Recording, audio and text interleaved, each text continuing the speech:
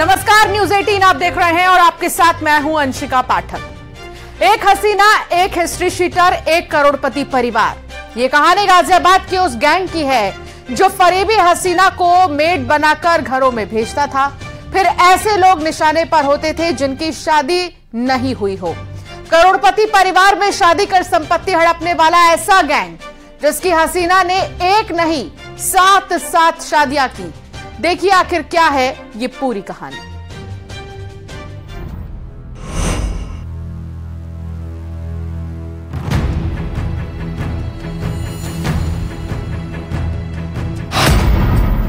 Made बनकर आती है वो,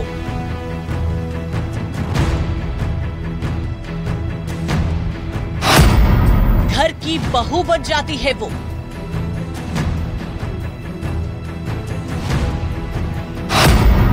वो हसीना काम वाली। ठगी की लाखों किस्से कहानियां तरीके देखे सुने होंगे आपने, लेकिन ये कहानी अब तक सबसे अलग और सबसे हैरत अंगेज है। इस कहानी में एक बला की खूबसूरत काम वाली है। उसके जैसी तमाम लड़कियां शहर के अलग अलग हिस्सों में अपने शिकार की तलाश में घूम रही थी, जब तक कि उसका रिंग मास्टर नहीं पकड़ा गया। गाजियाबाद पुलिस ने एक ऐसे शातिर गैंग का खुलासा किया है जो कि बड़े ही शातिराना अंदाज में करोड़पति घराने में मेड की एंट्री कराने के बाद उसी मेड की शादी घर में ही मौजूद विकलांग, मंदबुद्धि या बड़ी उम्र के लोगों से करा दिया करते थे और करोड़ों की संपत्ति को हड़प लिया करते थे। जिस कहानी का हम जिक्र कर रहे हैं वो गाजियाबाद के करोड़पति परिवार से जुड़ी है। यूनिक ग्रुप ऑफ कॉलेजेस की मालिक सुधा सिंह के घर करीब 2 साल पहले एक लड़की मेड बनकर आती है। घर में सुधा सिंह और उसका मंदबुद्धि बेटा ही रहते थे, लिहाजा तीसरी शख्स वो मेड थी जिसे एक साजिश के तहत प्लान किया गया था। घर में काम करते करते वो मेड सुधा सिंह के काफी करीब पहुंच गई। कैंसर से जूझ रही सुधा सिंह को अपने मंदबुद्धि बेटे को लेकर चिंता रहती थी। बस यहीं पर सारा खेल हो गया। मेड ने भरोसा दिलाया कि वो बेटे का पूरा ख्याल रखेगी। मेड ने मालकिन के बेटे से शादी रचा ली, लेकिन सच से पूरा परिवार अब तक बेखबर था। जहाँ रहने वाली सुधा सिंह जो कि कैंसर पेशेंट थी, उनका एक मंदबुद्धि बेटा था। उनके पास सचिन नामक एक युवक आया करता था और सचिन ने ही प्रीति नामक युवती की उनके घर में एंट्री कराई और ये कहा कि वो मंदबुद्धि बेटे की पूरी देखभाल भी करेगी। ऐसे में सुधा सिंह की तबीयत खराब हुई और अस्पताल में इलाज के दौरान उनकी मौत भी हो गई। इसी दौरान इस गैंग का शातिराना अंदाज शुरू हुआ। सुधा सिंह करीब 200 करोड़ की संपत्ति की मालकिन थी। 7 अगस्त 2023 को उनकी कैंसर से मौत हो गई। फिर मेड से बहू बनी प्रीति परिवार की पूरी संपत्ति पर काबिज हो गया और तभी सामने आया प्रीति का हसीन फरेब। प्रीति को मेड बनकर हिस्ट्री शीटर सचिन ने भेजा था। दोनों की प्लानिंग सुधा सिंह की 200 करोड़ की संपत्ति हड़पने की थी, लेकिन सुधा सिंह मौत से पहले ही संपत्ति को बेटी के नाम वसीयत कर गई थी। जब संपत्ति नहीं मिली और सच भी सामने आ गया, तब मामला पुलिस तक पहुंचा, जिसके बाद मुरादनगर पुलिस ने हिस्ट्री शीटर सचिन को धर दबोचा, जो इस तरह के खेल को साजिश के तहत अंजाम दिया करता था।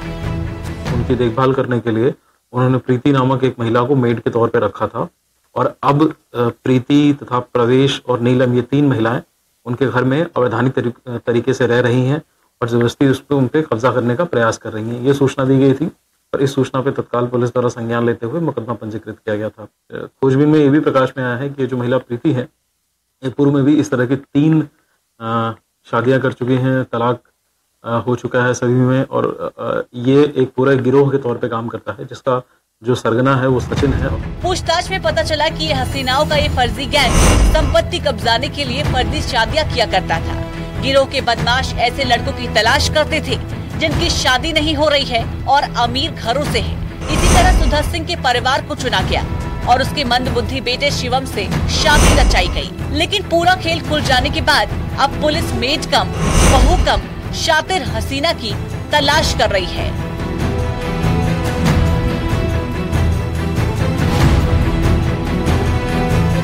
गाजियाबाद से न्यूज 18 के लिए अमित राणा की रिपोर्ट।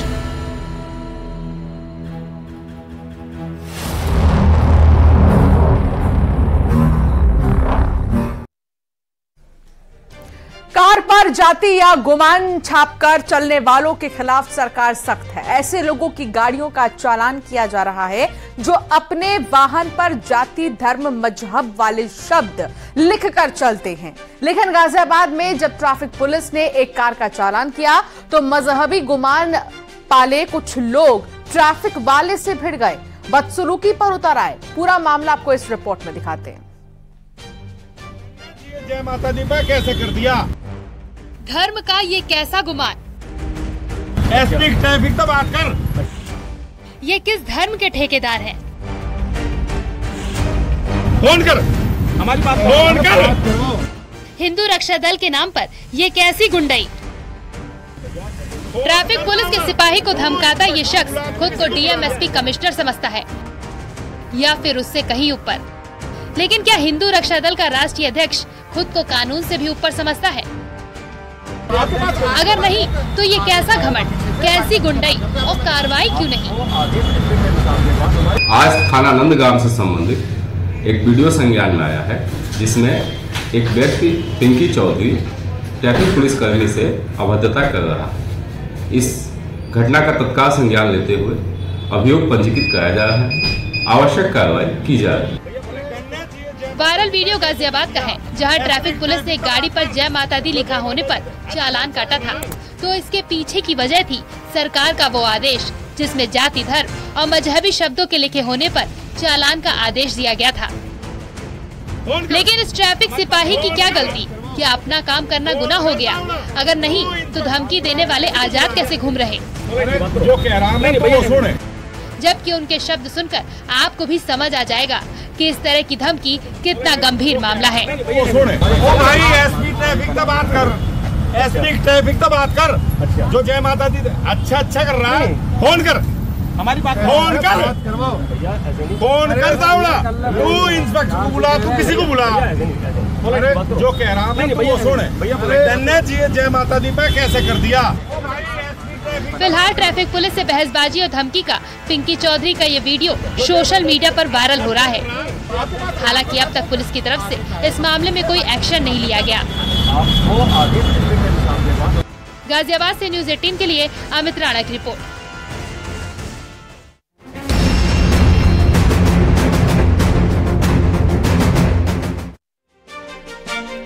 सोशल मीडिया पर हसीना से दोस्ती, चैटिंग, डेटिंग और मुलाकात।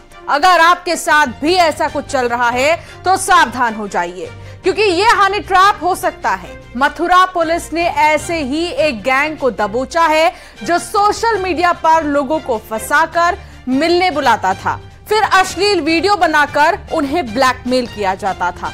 देखिए रिपोर्ट।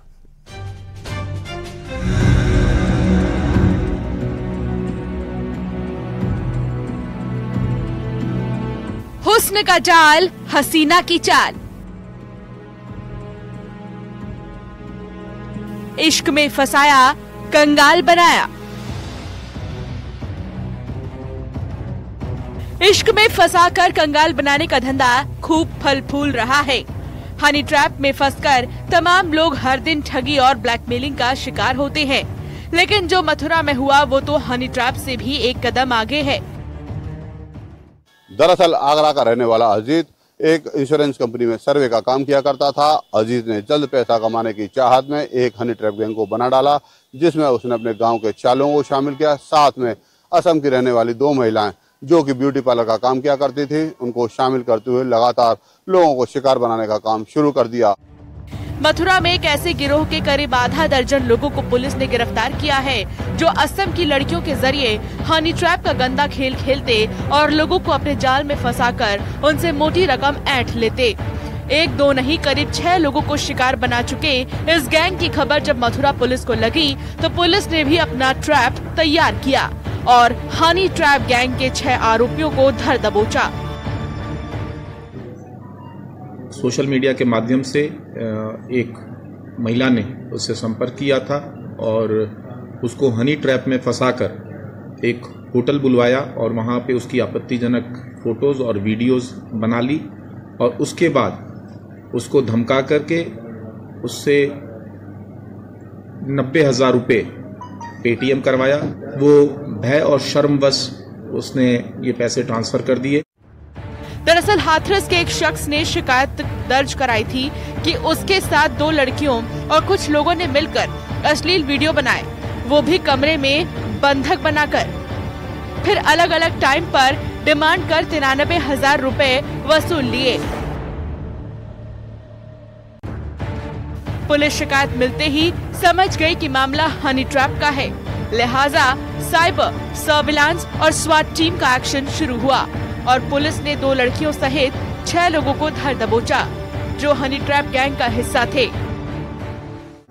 जब उसने ये देखा कि ये सिलसिला लगातार चलता रहेगा और इस तरह वो इनके चंगुल में फंस के उसको आर्थिक नुकसान होता रहेगा, तो उसने हिम्मत करके अपनी बात जो है जन सुनवाई में बताई। इसमें कुल 4 पुरुष और 2 महिलाएं ये पूरे गैंग के दबोचे गए हैं।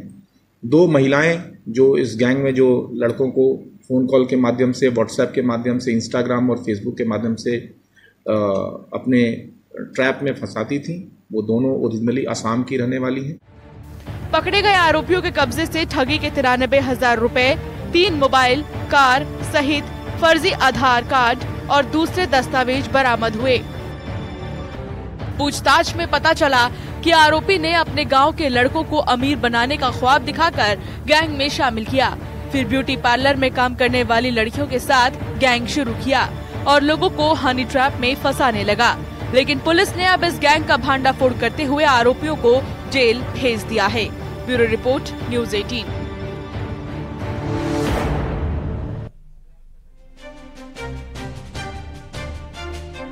हिंदुस्तान से पाकिस्तान गई अंजू तो आपको याद ही होगी। वहीं अंजू जो प्यार फरमाने अपने पति और बच्चों को छोड़कर पाकिस्तान गई थी, अब पाकिस्तान से अंजू को भारत की याद आने लगी है। एक नया वीडियो भी सामने आया है जिसमें वो भारत की तारीफ करती हुई दिखाई दे रही है। अंजू ने यह भी कह दिया कि वो गद्दार नहीं है।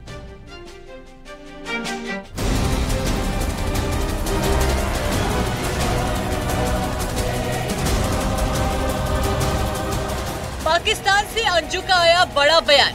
अंजू बोली, मैं नहीं हूँ गद्दार।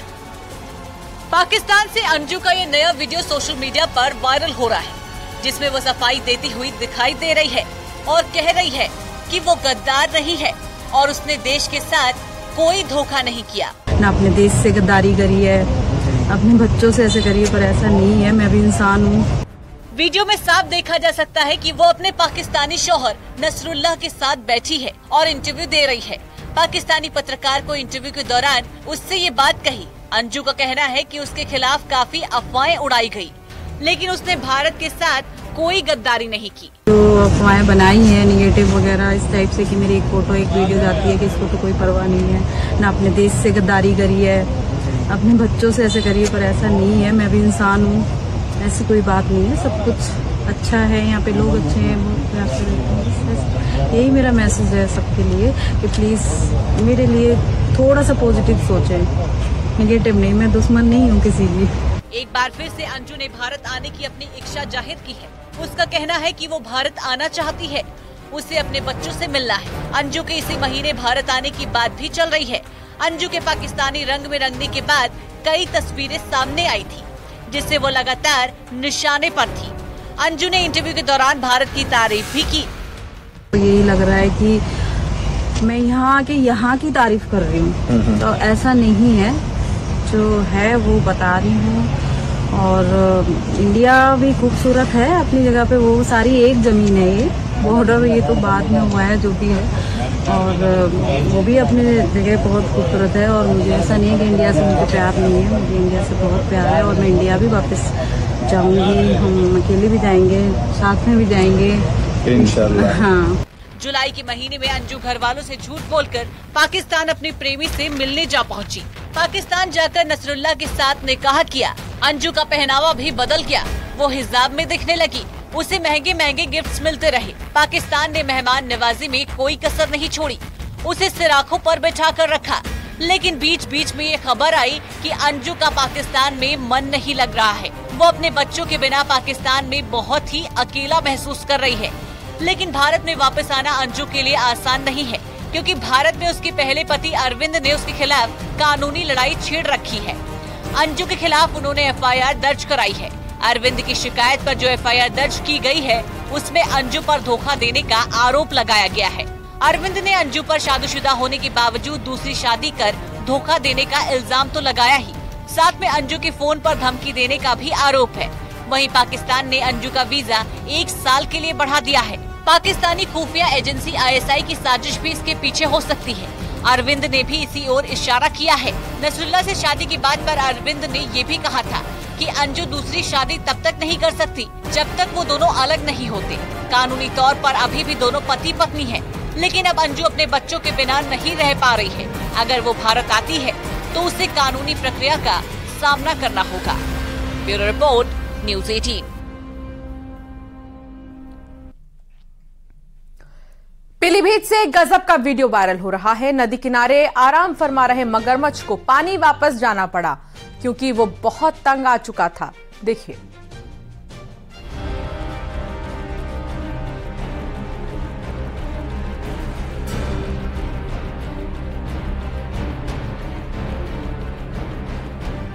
नदी के किनारे एक मगरमच्छ धूप सेकते हुए बड़े ही आराम की मुद्रा में सोया हुआ है, लेकिन उसका इस तरह आराम फरमाना वहाँ पर मौजूद भैंसों को पसंद नहीं आया। फिर क्या था, भैंस उस पर हमला करने के लिए दौड़ पड़ी। पहले एक भैंस आई और फिर उसके बाद तो पूरा का पूरा भैंसों का झुंड मगरमच्छ के करीब पहुंच गया। बाद में भैंसों ने मगरमच्छ को सींग मारकर नदी की तरफ ढकेल दिया। एक भैंस पानी में डुबकी लगाती हुई दिखाई दी। भैंस की नजर वहीं नदी किनारे लेटे मगरमच्छ पर पड़ी तो भैंस के हाव भाव एकदम से बदल गए। वो मगरमच्छ को जगाने के लिए जोर जोर से आवाज निकालने लगी, लेकिन मगरमच्छ ने कोई हरकत नहीं की। इसके बाद मगरमच्छ के पास एक भैंस आई, उसे अपने सींगों से भगाने की कोशिश करने लगी, लेकिन मगरमच्छ पर तनिक भी असर नहीं हुआ। वो बेफिक्र होकर वहीं पर पड़ा रहा। इतने में भैंसों का पूरा झुंड, जिसमें 10 से 12 भैंसें शामिल थी, मगरमच्छ की तरफ बढ़ी और बारी बारी से मगरमच्छ पर सींगों से हमला करने लगी। तब जाकर मगरमच्छ की नींद टूटी और जिस आलस के घेरे में वो था उससे वो बाहर निकला। मगरमच्छ की खुद को भैंसों से घिरा देखकर हालत पतली हो गई। उसके आराम पर अब खलल पड़ चुका था। उसके पास कोई दूसरा चारा नहीं बचा था। उसने वहां से भागने में ही अपनी भलाई समझी। उसने किसी तरह भैंसों के झुंड से अपनी जान बचाई। मगरमच्छ वापस नदी में चला गया। भैंसें तो मानो इसी वक्त का इंतजार कर रही थी। मगरमच्छ के जाने के बाद सभी भैंसों ने भी पानी में छलांग लगाई और आराम से नहाने लगी। पीलीभीत का तराई क्षेत्र अपने जानवरों के लिए मशहूर है, चाहे वो जंगल के जानवर हो या फिर पीलीभीत की नदियों के मगरमच्छ। शहर के किनारे बहने वाली खकरा नदी का ये वाकया है, जहां भैंसों का झुंड नदी पार कर रहा था, लेकिन उनके रास्ते में ये मगरमच्छ आ गया। वहां पर मौजूद किसी शख्स ने ये मजेदार वीडियो अपने कैमरे में कैद कर लिया। अब ये वीडियो सोशल मीडिया पर भी खूब वायरल हो रहा है। पीलीभीत से सैयद कयाम रजा की रिपोर्ट, न्यूज़ 18।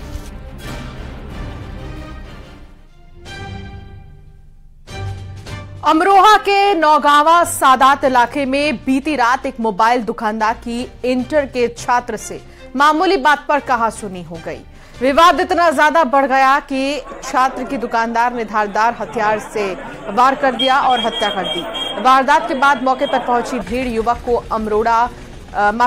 अमरोहा CHC ले गई, जहां चिकित्सकों ने उसे मृत घोषित कर दिया। फिलहाल आरोपी दुकानदार मौके से फरार है। रात्रि में उक्त घटना की सूचना प्राप्त होते ही पुलिस द्वारा त्वरित कार्रवाई की गई थी और मौके पर पुलिस ने अपनी टीमें रवाना की और अभियोग पंजीकृत भी किया गया। संबंधित धाराओं में 2 अभियुक्त हैं जिनको गिरफ्तार करने के लिए टीमें अभी लगी हुई हैं और जल्द ही उन्हें पकड़ भी लिया जाएगा, गिरफ्तारी सुनिश्चित की जाएगी। ताजनगरी आगरा की सड़कों को अतिक्रमण मुक्त बनाने के साथ साथ शहर को पॉलिथीन फ्री बनाने की मुहिम शुरू हुई।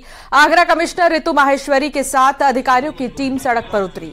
कमिश्नर के साथ पुलिस कमिश्नर, डीएम समेत तमाम अधिकारी मौजूद रहे। अधिकारियों ने ग्वालियर रोड पर फल मंडी में गंदगी मिलने पर नगर निगम के प्रति कड़ी नाराजगी जताई है। कमिश्नर ने पॉलिथीन मिलने पर सख्त कार्रवाई के निर्देश दिए। शहर की 10 सड़कों को अतिक्रमण मुक्त करने के निर्देश का कितना अनुपालन हुआ, इसका भी अधिकारियों ने जायजा लिया।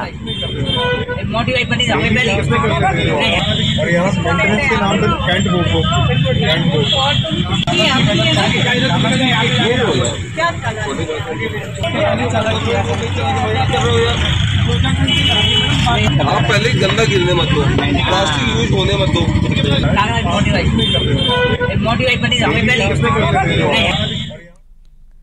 कानपुर में बुखार की वजह से लोगों में एथराइटिस की बीमारी बढ़ रही है। कानपुर के सरकारी अस्पताल मरीजों से बेड फुल है। नए वायरस के कारण लोगों में हाई वायरल फीवर हो रहे हैं। जिन लोगों ने रिएक्टिव एथराइटिस के लक्षण थे वे लोग हाई ग्रेड बुखार से पीड़ित नजर आ रहे हैं। डॉक्टरों के मुताबिक हड्डियों का ये मर्ज लोगों को लंबे समय तक परेशान कर सकता है। कानपुर में इन दिनों शहर से लेकर गांव तक सभी जगह वायरल फैल रहा है, जिसकी गिरफ्त में सैकड़ों लोग आ रहे हैं, जिनमें बच्चे, युवा, महिला और बुजुर्ग सभी वर्ग के लोग शामिल हैं।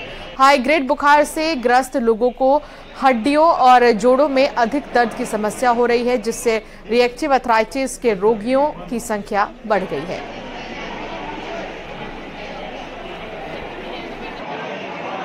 फीवर के पेशेंट की संख्या सीजन चेंज होने की वजह से और भी ज़्यादा हो गई है। और इसके अलावा